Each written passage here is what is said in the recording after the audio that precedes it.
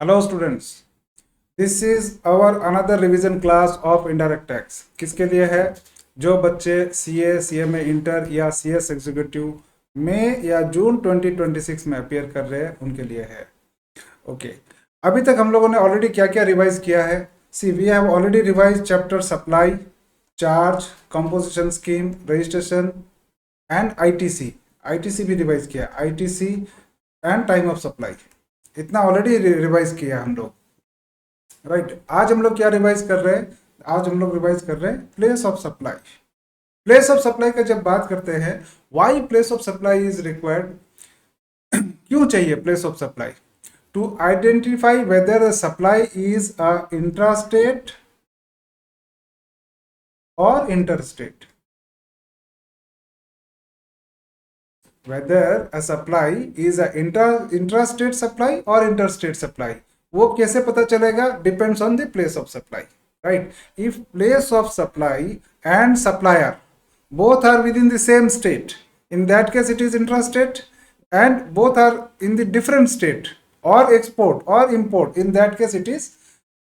If place of supply and supplier, location of supplier, place of supply and location of supplier are in the same state,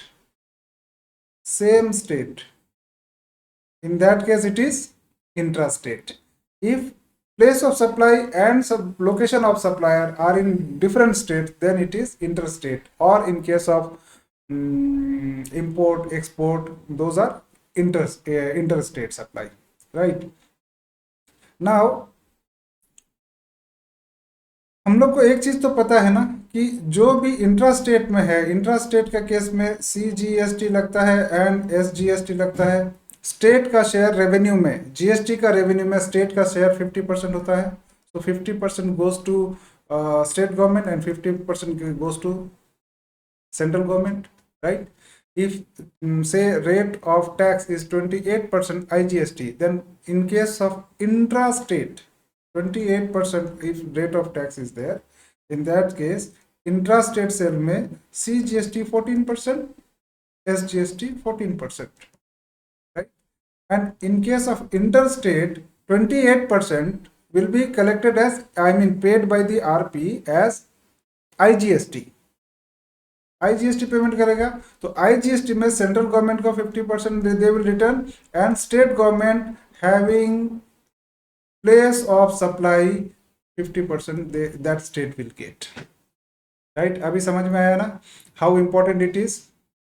okay, place of supply बात करें तो place of supply का जो provision है that is given in IGST act, not CGST act, and the provision of place of supply given in IGST is different for goods and services. तो place of supply जब हम बात करेंगे, number one it is IGST Act. Okay, in case of goods section 10 and 11. 11 is not in your syllabus at present. In case of services section 12 and 13, and 13 is not in your syllabus.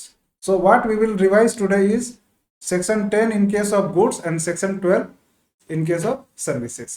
12 में काफी 12 2, 12 3, 12 4 up to 12 14. Okay, we will revise everything. Right, first let us move to in place of supply in case of goods, section 10. Section 10 is only for supply made domestically in India, with in India. Export cover नहीं करता है। I mean supply outside India, जो interstate supply है but outside India है, तो export is covered by section 11 only. Okay, that is not in our syllabus. So एक बार quick review करते हैं। सेक्शन 10, सेक्शन 10 आईजीएसटी का जो है,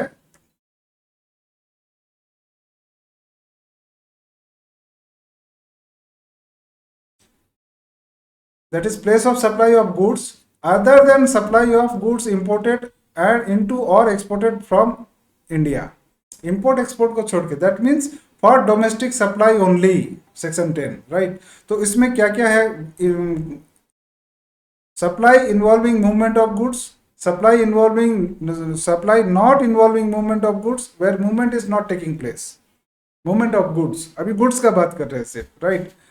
supply goods supplied on board a conveyance, जैसे ट्रेन, वेसल या एयरक्राफ्ट, वहां पे जो गुड्स दिया जाता है उसके इसमें प्लेस ऑफ सप्लाई क्या होगा? Supply goods delivered on bill to ship to model, goods assembled और installed at site, goods supplied to unregistered person. बहुत सिंपल है, 5 मिनट भी नहीं लगेगा पूरा प्रोविजन रिवाइज करने में। ओके, मैंने एक चार्ट बना के रखा है, देखते हैं, ये देखो। where where some movement of goods is involved, where movement of goods is involved, place where movement of goods terminates, simple बात है। if A has sold goods to B, A is in Bengal, B is in say Karnataka, okay, so he dispatched the goods, so journey of the goods is terminating in Karnataka, so place of supply will be Karnataka, place where good movement of the goods terminates। Where no movement of goods is involved, then in that case location of the goods at the time of delivery, correct. In case of bill to ship to, जो आप लोगों ने अभी previous chapter में भी देखा था, ये आईटीसी के केस में भी देखा था, बिल टू शिप टू क्या होता है डिटेल में। तो location of the person who is giving direction, say mister K is directing, ये सेम एग्जांपल लिया था, mister K of Kolkata is directing mister H of Hyderabad to supply goods और deliver goods to mister C of Chennai. Okay, so when H of Hyderabad is dispatching goods to C of Chennai, okay, in that case location of person giving the direction is K, so Kolkata will be the place of supply in that case, bill to ship to man, right? And if goods assembled or installed at site, then place of installation or assembly, simple, very simple। in case of supply to URP, recipient is URP, okay, then if address of URP is recorded in the recorded, in that case the POS shall be address of such address of URP। if there is no address, in that case location of supplier will be place of supply, right? Location address of URP recorded means of simply mentioning state name of the state is enough, right? अच्छा, okay, कुछ clarification है goods का case में। Clarification क्या है? in case goods are supplied through e-commerce operator like Amazon या Flipkart, okay, so in that case place of supply of those goods, if the recipient is unregistered person, in that case place of delivery will be place of supply। say Mr. X is in Kolkata, okay, he has ordered through a good, say mobile phone, he has ordered mobile phone, he is in Kolkata, Mr. X is in Kolkata, he has ordered one mobile phone through e-commerce Amazon, delivery at say another place, say Chennai, his relative is there, his mother father is there, okay, so in this case even though but X is URP, unregistered person, so in this case even though order is placed by X in Kolkata, but since the goods have been delivered at Chennai, place of supply will be Chennai, right? Here clarification, say supply of goods through e-commerce, recipient is URP, billing address West Bengal, delivery address suppose say Bihar, okay, in our case, in our example we have taken Chennai, so place of supply shall be address of Bihar, delivery that is Bihar, or in our example Chennai। in train where food is included in the ticket price, that is composite supply, that will be a service, okay, transportation of passenger service, that we will see when revising for section 12।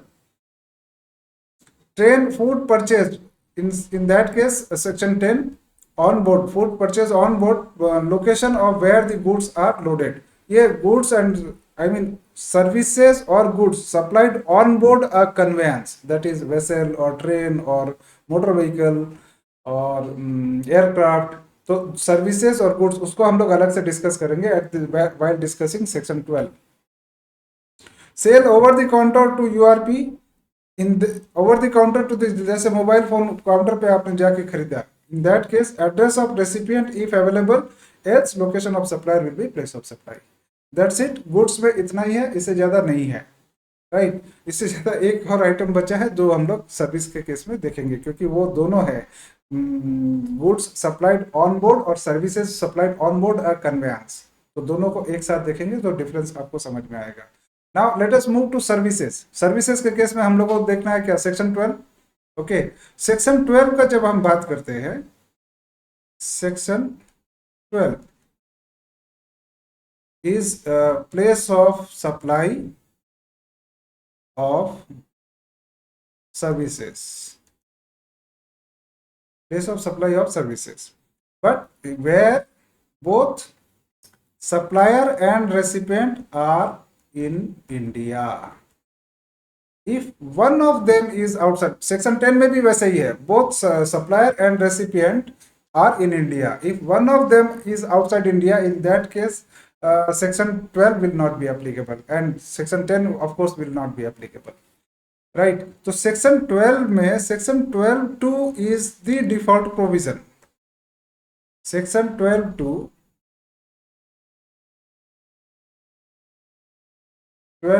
Is the default provision. 12(2) क्या बोलता है? If supply is made to a registered person, okay, supply is made to a registered person, in that case place of supply shall be, we are discussing now services, section 12 is services, so supply made to a registered person, in that case place of supply shall be, POS shall be location of registered person. If place supply is made to unregistered person, in that case address on record, address of URP, address on record of URP, unregistered person. If address is not available, else if address of unregistered person who is the recipient is not available, in that case place of supply shall be location of supplier. Right? Okay, this is default provision. Section 12(2) default provision, when it is applicable, okay, except the services specified in section 12(3) to 12(14). So whatever services are specified in under section 12 subsection 3 or subsection 4, 5, 6, 7 up to 14, those services will in place of supply for those services will be decided as per that section 12(3) or 4 or 5 or 6. If any service is not falling within section 12(3) to 12(14), in that case it will be place of supply of such service will be decided as per section 12(2). Right? So except the services specified in services specified in 12(3) to 12(14). Right, तो 12(3) से 12(14) हम लोग एक एक करके सारा provision जितना है सबको एक बार रिवाइज करेंगे। ओके राइट, 12(3) किसके लिए है? Section 12(3) is place of supply of services in relation to immovable property, immovable property boat और वेसल। ठीक है, place of supply in relation to place of supply of services in relation to immovable property. So immovable property, उस case में क्या देखने का है? If the property, immovable property or boat or vessel, okay, we will also revise the services, okay, which are the services, architect service, interior decorator service, सब कुछ दिखेंगे। If immovable property और boat is located in India, then location of property और boat और vessel, that is the place of supply. Okay, irrespective of location of supplier और location of recipient, जो property का location है वही that is the place of supply. And if the property is located outside India, in that case location of recipient is the place of supply. Okay, एक बार quickly देख लेते हैं इसमें क्या क्या सर्विसेज आता है।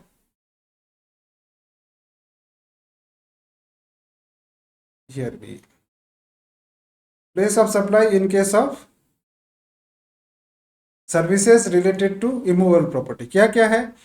आर्किटेक्ट सर्विस, इंटीरियर डेकोरेटर, ये सब तो प्रॉपर्टी के ऊपर में है ना. Surveyor, engineering, real estate, right to use any immovable property, और कोऑर्डिनेशन ऑफ कंस्ट्रक्शन, और accommodation, lodging services, hotel, inn, guest house, home stay, club, composite, camp site, house boat और वेसल, और फंक्शंस रिलेटेड, फंक्शन, कोई किसी function के लिए कोई property hire किया गया, accommodation in immovable property for marriage, reception, official, social और कल्चरल, रिलीजियस और बिजनेस फंक्शन. ओके, और ancillary services to the services referred above. In this case, place of supply shall be location where the immovable property or boat or vessel is located or intended to be located. अभी कोई site है वहां पे बनना है, उसके लिए कोई डिजाइनिंग का काम चल रहा है, तो if that location is somewhere else, तो वो even irrespective of, see mister X is located in Mumbai, but he is getting a drawing और डिजाइन और architecture work done for a plot which is located in Haryana. So place of supply will be Haryana in this case. Intended to be, whether located or intended to be located. Okay.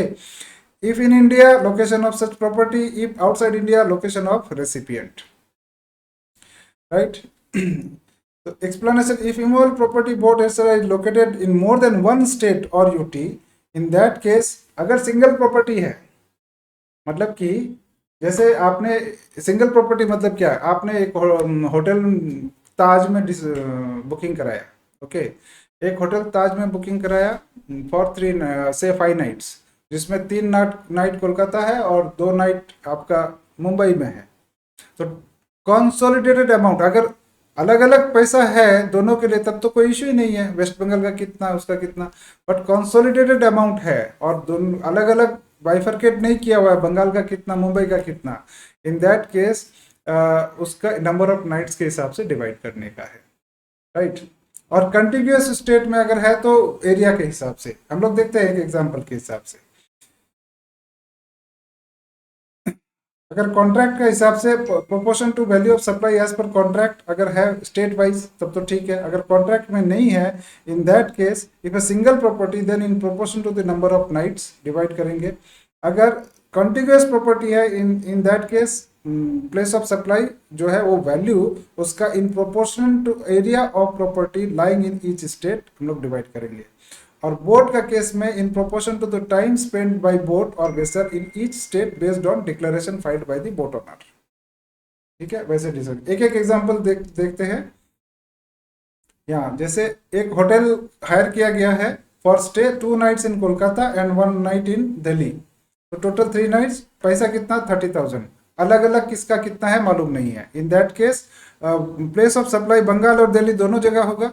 Bengal में कितना होगा, since 2 nights in Kolkata तो बंगाल में इसको ratio में कर दो, and 1 night in Delhi तो 2:1, that is 20,000 in case for Bengal and 10,000 for Delhi. Here another example, ये एक प्रॉपर्टी है, single property. Okay, that property is of 20,000 square feet. उसका अब वो ऐसा लोकेशन में है कि उसका 12,000 square feet falls in West Bengal and 8,000 square feet falls in Orissa. Border तो कंटिन्यूअस स्टेट है उड़ीसा एंड वेस्ट बंगाल. तो उस केस में जो एरिया जिसका है, बंगाल में एरिया है 12 एंड उड़ीसा में है 8,000 स्क्वायर फीट, तो 12:8 का रेशियो में उसको डिवाइड कर दिया जाएगा. राइट. और हाउस बोट है. House boat suppose 24 hours accommodation service देता है. 22 आवर्स केरला में था एंड 2 आवर्स कर्नाटका में था. हाउस बोट का केस में डिक्लेरेशन उसका ओनर देना पड़ता है कौन सा स्टेट में कितना था. राइट. तो 22:2 के हिसाब से वो डिवाइड हो जाएगा. Let's move to next. So 12:2 हम लोगों ने देखा, 12:3 देखा. 12:4 क्या है? 12:4 is place of supply based on performance of service. कुछ सर्विसेज है जिसका place of supply depends on उस सर्विस को कहाँ परफॉर्म किया गया है. तो उस केस में location where the service is performed that is the place of supply. Right. देखो जैसे रेस्टोरेंट और कैटरिंग सर्विसेज। अभी मिस्टर एक्स कलकत्ता का है, okay, he is registered person here, but he goes to Mumbai for some business purpose. एक वहां पे restaurant में उसने खाना खाया, राइट, तो खाना खाया मुंबई में, तो वो रेस्टोरेंट का जो प्लेस है that is the place of supply where the service is performed. And say personal grooming, fitness, beauty treatment, health care, cosmetic, plastic surgery, ये जो सारे सर्विसेज है, all the services are performed on human being. Okay, so ये सारे जो services है including restaurant service, location where the service is performed is the place of supply. कहने का मतलब है, अगर मिस एक्स ऑफ कोलकाता, वो सपोज करो ये ब्यूटी ट्रीटमेंट का काम करती है या मेकअप का काम करती है, okay, now say one actress of Mumbai, okay, कोई एक्ट्रेस है तो उनको मेकअप का काम चाहिए ना, but she is registered person there in Mumbai, but उसका शूटिंग चल रहा है जयपुर में, तो वो जयपुर में है, और miss X went from Kolkata to, and miss X and वो एक्ट्रेस दोनों ही रजिस्टर्ड पर्सन है, वो मुंबई में है, ये कोलकाता में है, राइट, बट वो गई Jaipur all the way from Kolkata, जो उसका मेकअप करने के लिए, मेकअप आर्टिस्ट है, तो place of supply will be Jaipur, neither Kolkata nor Mumbai, Jaipur, where the perform I mean service is performed in services का केस में, राइट।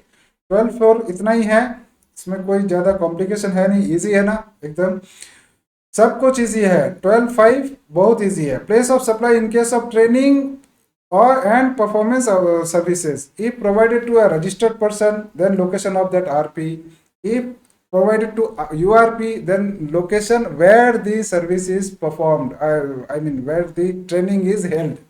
जहाँ पे सपोज एक पर्सन है, एक कंपनी है XYZ गुवाहाटी का, ओके, और रजिस्टर्ड पर्सन अगर है तो उन्होंने अपना ट्रेनिंग प्रोग्राम किया कलकत्ता में, राइट, तो कलकत्ता में ट्रेनिंग किया गया, तो वो ट्रेनिंग सर्विस जिसने दिया है वो बिल करेगा, लाइक उसका प्लेस ऑफ सप्लाई क्या है, अगर रजिस्टर्ड पर्सन है तो गुवाहाटी, अगर अनरजिस्टर्ड पर्सन है तो Kolkata, location where the training service is given, right. अब नेक्स्ट चलते हैं 12.6। 12.6 इज व्हाट? 12.6 जो बोलता है,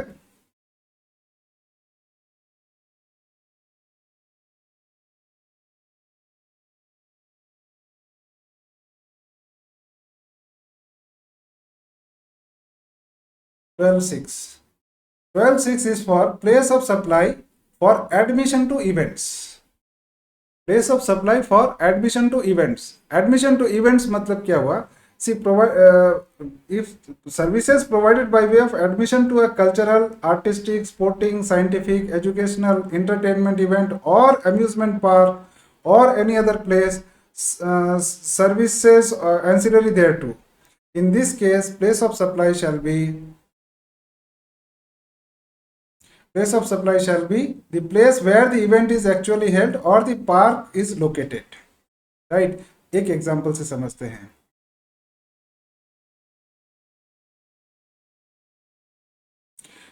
ये है mister S, he is a singer, okay, he is located in Mumbai,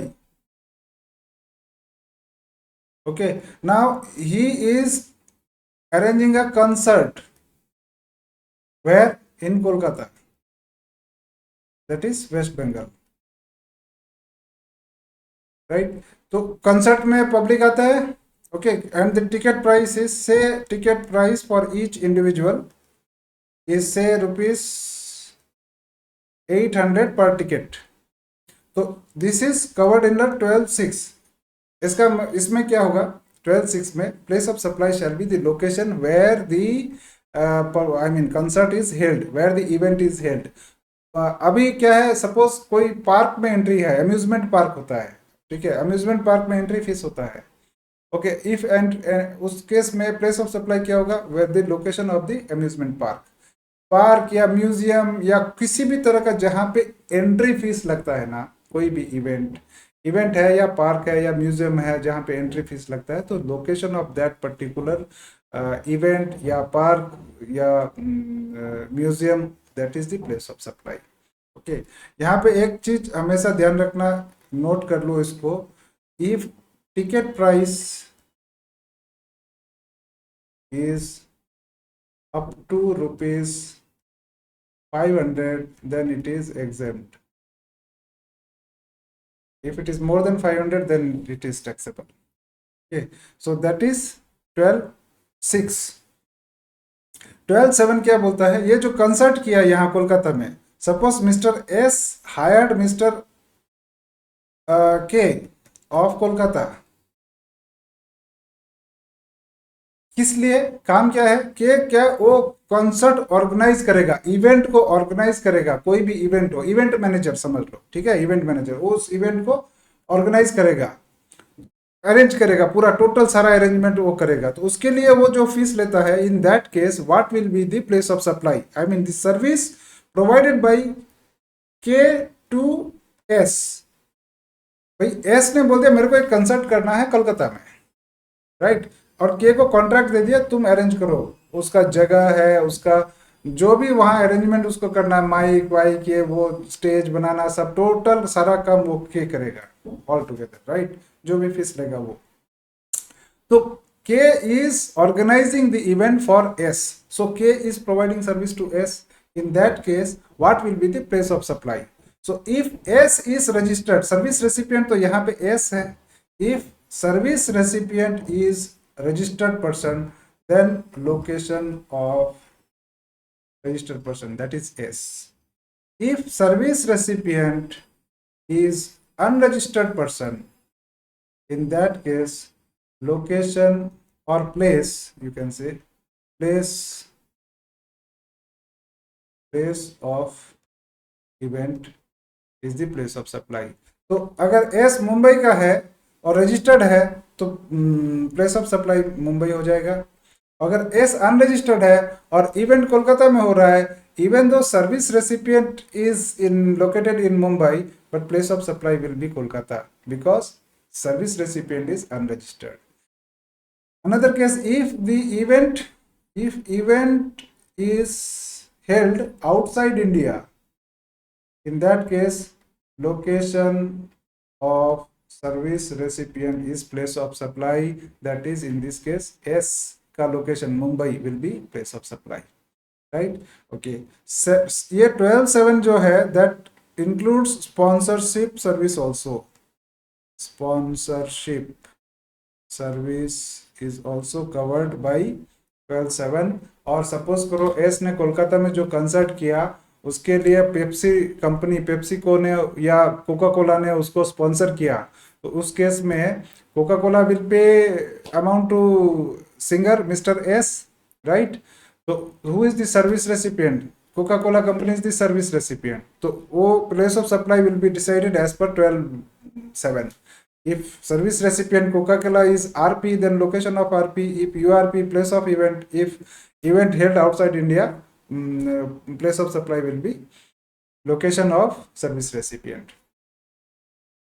12.7 हुआ। 12.7 में और कुछ नहीं है ना, हाँ एक है, if event is held in more than one state, in that case gap, generally accepted accounting principles, say if service recipient is registered RP, in that case there is no issue। RP अगर service recipient RP है तो event multiple location में, वो जो x I mean mister K of Kolkata जो arrange किया था उसको अगर बोला साथ में एक भुवनेश्वर में कंसर्ट होगा, एक रांची में होगा, 4 एक साथ में होगा, तो वो सबका कर रहा है, तो अगर इन दैट केस अगर कॉन्सोलिडेटेड अमाउंट लिया है टोटल और अगर service recipient S is registered, तब तो कोई इश्यू ही नहीं है ना, कहीं भी कंसर्ट करे, राइट। लोकेशन ऑफ इवेंट का तो उसमें जरूरत ही नहीं है। इन केस ऑफ यूआरपी, ठीक है, अगर यूआरपी है तो उस केस में it will be divided among से 2 इवेंट अगर कोलकाता में हुआ, एक भुवनेश्वर में हुआ, एक आपका रांची में हुआ, तो टोटल 4 इवेंट हो गया, 2 वेस्ट बंगाल में, तो 2:1:1 के हिसाब से डिवाइड हो जाएगा। सिंपल है ये, देखो if service recipient is a registered person, then location of registered person, if URP then place of supply as per contract। अगर कॉन्ट्रैक्ट के हिसाब से नहीं निकल रहा है, कॉन्ट्रैक्ट के हिसाब से अगर अमाउंट में किया वेस्ट बंगाल के लिए इतना रुपया होगा, तो तब तो कोई इश्यू ही नहीं है ना। कॉन्ट्रैक्ट है तो कॉन्ट्रैक्ट है, लेकिन कॉन्ट्रैक्ट से पता नहीं चल रहा है, आइडेंटिफाइबल नहीं है कौन सा स्टेट के लिए कितना है। इन दैट केस वो बता नंबर ऑफ इवेंट्स के हिसाब से ले लो। नंबर ऑफ गैप बोलते हैं जनरली एक्सेप्टेड अकाउंटिंग प्रिंसिपल। तो नंबर ऑफ, जैसे एक number of events in each state say consolidated amount is 10 lakh rupees. West Bengal में 3 इवेंट है, बिहार में 2 इवेंट है, राइट। तो नेचुरली ये तो 3:2 के हिसाब से 10 लाख को डिवाइड कर दो, तो वेस्ट बंगाल को 6 लाख रुपीज और बिहार को 4 lakh rupees place of supply. Accordingly tax will go into that state. Next चलते हैं, that is 12(8), that is place of supply in case of transportation of goods. Transportation of goods का case में if recipient is registered person, in that case location of RP. If recipient is unregistered person, in that case the place where the goods are handed over to the transporter for transportation, right? Say for example, तो एक दो example देखते हैं। X limited Delhi registered person है, sends a courier to Pune through Blue Dart. Since service recipient is RP, place of supply will be Delhi. Even though X Limited उसको कहीं से भी डिलीवरी दे, राइट, दिल्ली में है तो जरूरी नहीं है दिल्ली में, वो एक्स लिमिटेड उसको डिलीवरी दिया हरियाणा से या कोई दूसरा स्टेट से, but since x limited is RP, in that case place of supply will B Delhi only. If Y of Mr. Y is of Delhi is unregistered person, he sends a courier to Kolkata. Since he is URP, तो where the goods are handed over, Delhi में, location where the goods are handed over, that is Delhi, that will be place of supply. Say Mr. S is a bank manager, but S belongs to Kolkata, okay, but bank manager है तो उसका posting था से कानपुर में, तो उसका भी transfer हुआ, तो कानपुर से उसका हाउस होल्ड गुड्स लेके गया भोपाल में, right. Now he belongs to Kolkata, but since goods are handed over at Kolkata Kanpur, in that case place of supply will be Kanpur, since mister S is unregistered person, right. तो ये हुआ place of supply in case of transportation of goods. And now let us see place of supply in case of transportation of passenger transportation service. Passenger transport service case 1, case 2, case 3, तीन example से समझते हैं। Single ticket है, अगर recipient is registered person, his location. अगर recipient is unregistered person, then place of embarkation. Embarkation मतलब suppose करो mister X is in Kolkata, okay, उसने टिकट लिया, he is flying from Mumbai to Chennai, right. So even though he has purchased ticket from Kolkata, in Kolkata he has purchased, but he is unregistered person. So when he is traveling from Mumbai to Chennai, the place of embarkation is Mumbai. So Mumbai will be place of supply. In case if he is registered person, then whether he travels from Mumbai to Chennai or Gujarat to Ahmedabad to Kashmir, anywhere, since if he is a registered person, then place of supply will be Kolkata only, right. In case of right to passage, pass देते हैं जो future में use कर सकते हैं, आप उसका travel कर सकते हैं फ्यूचर में, right to passage for future use, then as per 12(2) section 12(2) default, right. 12(2) मतलब क्या हुआ, if registered person his location recipient, if recipient is unregistered person then address of recipient, if address not available then address of supplier, as per section 12(2). Case 3 में क्या है, return journey. Return journey मतलब mister x इन कोलकाता, उसने ticket book किया, क्या कोलकाता से मुंबई जाएगा, मुंबई से वापस कोलकाता आएगा, दोनों एक साथ किया। अगर अभी या कोलकाता से मुंबई, मुंबई से चेन्नई, चेन्नई से दिल्ली, दिल्ली से कोलकाता, पूरा 4 टिकट बुक किया, राइट। तो इन दैट अगर वो रजिस्टर्ड पर्सन है तो there is no issue, place of supply will be Kolkata where he is registered. अगर अनरजिस्टर्ड है तो सबको, इवन दो सपोज करो Kolkata to Mumbai to Chennai to Delhi and to Calcutta back, ठीक है, तो जितना भी टिकट हो अनरजिस्टर्ड पर्सन है, जहां जाओ सबको अलग अलग जर्नी ब्रेक करो। कोलकाता टू मुंबई एक जर्नी, तो प्लेस अनरजिस्टर्ड पर्सन है, प्लेस ऑफ एम्बार्केशन कोलकाता, तो Kolkata is the place of supply for this journey. I mean Mumbai to Chennai, then Mumbai is the place of supply for this journey.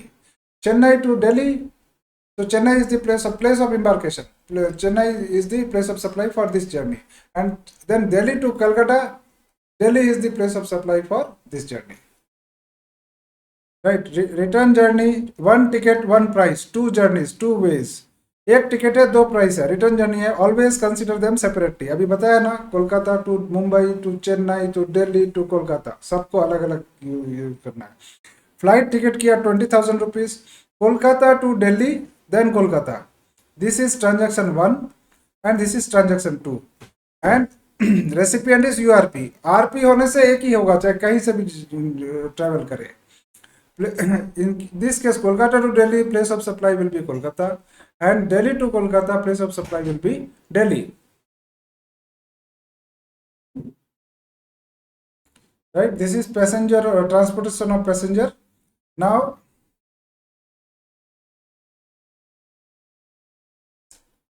section 1210. 1210 क्या है? Services supplied on board a conveyance, जो पहले भी goods का case में भी बात किया था. तो ऑनबोर्ड सप्लाई गुड्स भी हो सकता है, सर्विस भी हो सकता है. सिंपल यहाँ पे लॉजिक देखो, place of supply on board a conveyance. Conveyance मतलब मोटर व्हीकल या एयरक्राफ्ट या ट्रेन या वेसल. जहाँ वेसल के अंदर या एयरक्राफ्ट के अंदर या ट्रेन के अंदर आपने कुछ गुड्स या सर्विसेज परचेस किया. ओके, तो गुड्स में केस में क्या होगा? Location at which the goods are taken on board, that is place of supply. मतलब कि सपोज कोलकाता टू दिल्ली एक ट्रेन जा रही है से राजधानी. Okay, and in between Kanpur में कुछ गुड्स लोड किया फॉर द से फूड ही दिया, सपोज करो फूड या कुछ और आइटम. तो कानपुर में लोड किया तो place taken I mean goods taken on board where Kanpur, तो Kanpur is the place of supply. Right, in case of goods where the goods are taken on board, वो लोकेशन ही प्लेस ऑफ सप्लाई होगा. Services का case में क्या होगा? Place schedule point of departure. मतलब कि सपोज कोलकाता से दिल्ली ट्रेन जा रहा है तो service is provided in on board a train. So place schedule point of departure is what? Kolkata या हावड़ा या सियालदा, जो भी है. So that is the place of supply. Even though supply is provided at Kanpur, supply of service of course, goods नहीं, कानपुर या इलाहाबाद या in between कहीं पे भी, ठीक है, कोई भी जगह पे दे, place of supply will be Kolkata. Place of supply 1211, place of supply in case of telecommunication services.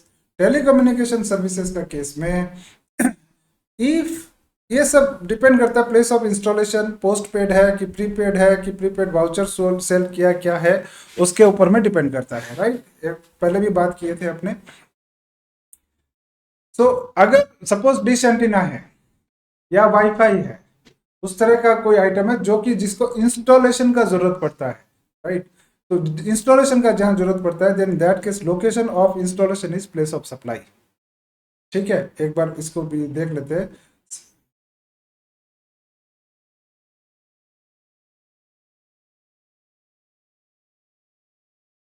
Here it is. Services by way of fixed telecommunication line. Fixed line जो होता है, अभी तो हार्डली होता है, किसी के घर में ही मिलता है. लीज सर्किट और internet lease circuit, cable, dish antenna या वाईफाई, जहाँ पे इंस्टॉलेशन होता है, जो लोकेशन पे इंस्टॉल हुआ उसी लोकेशन के, that is the location of installation is the place of supply. In case of post paid, mobile phone है, पोस्ट पेड होता है. प्रीपेड पोस्ट पेड दो तरह का होता है. तो पोस्ट पेड में क्या होता है? जो बिलिंग एड्रेस है, location of billing address is the place of supply. अगर बिलिंग एड्रेस नहीं है, then location of supplier is the place of supply. ऐसा हार्डली होगा और ऐसा होता नहीं है, बिलिंग एड्रेस नहीं होगा, क्योंकि उसके बिना कनेक्शन देता ही नहीं है.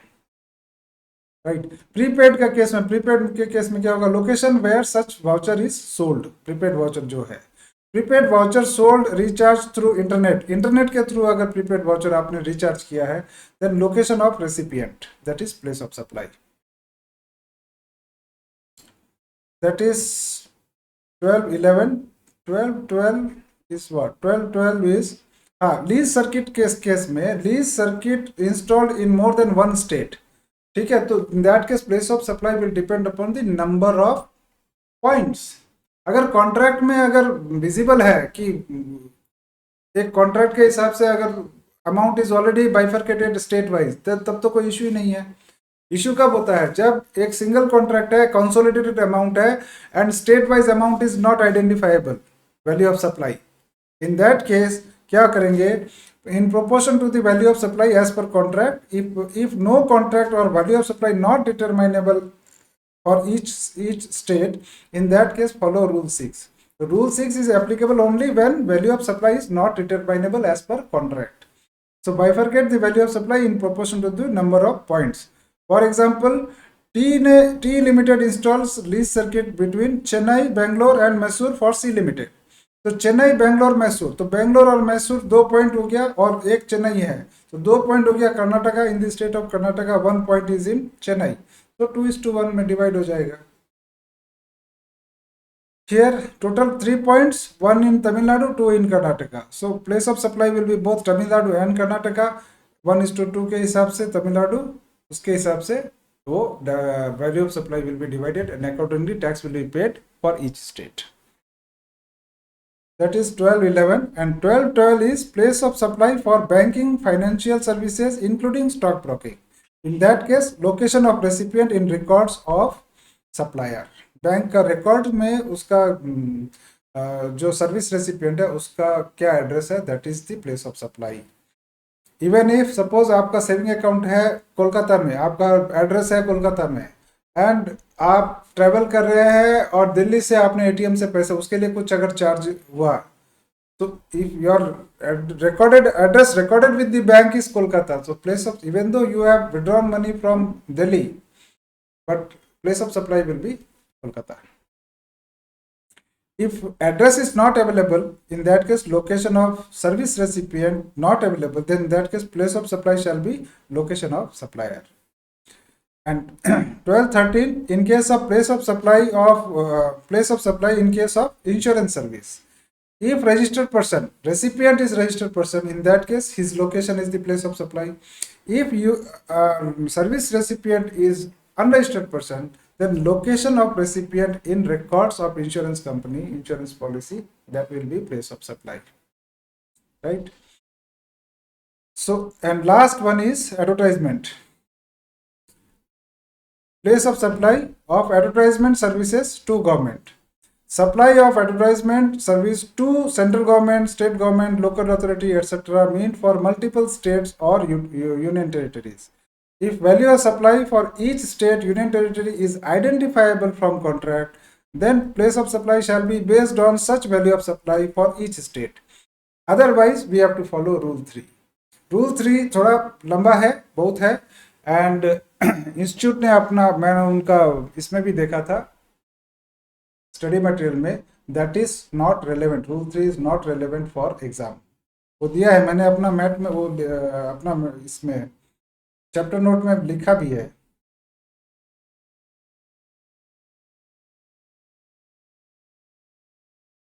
This circle 12 12 12 14, here it is.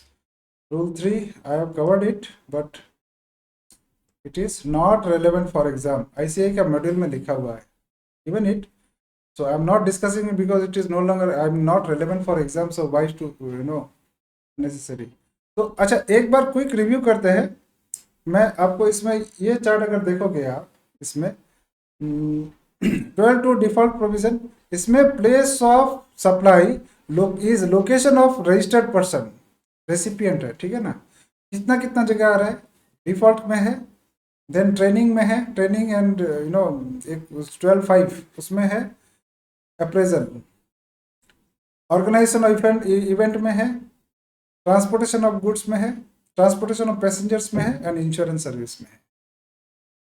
Place of supply is location of recipient, किसमें in case of immovable property located outside India, उस केस में है। In case of organisation of event, organised event held outside India, उस case में है। That's it, 2 ही case में है। Place of supply address on record of recipient, ये कौन सा केस में डिफॉल्ट में है 12(2). और telecommunication, banking and financial and stock broking service, insurance service, 3 case में है। Place of supply location is location of supplier, default में अगर एड्रेस यूआरपी का एड्रेस अवेलेबल नहीं है तो डिफॉल्ट में location of supplier. And telecommunication and banking and financial and stock broking services, right. तो हम लोगों ने प्लेस ऑफ सप्लाई पूरा रिवाइज किया, और कुछ क्वेश्चन है, कुछ डाउट्स है, कुछ है तो आप सेंटर का मोबाइल में या सेंटर का नंबर पे आप ड्रॉप करो message, you will try to clarify it, right. Thank you.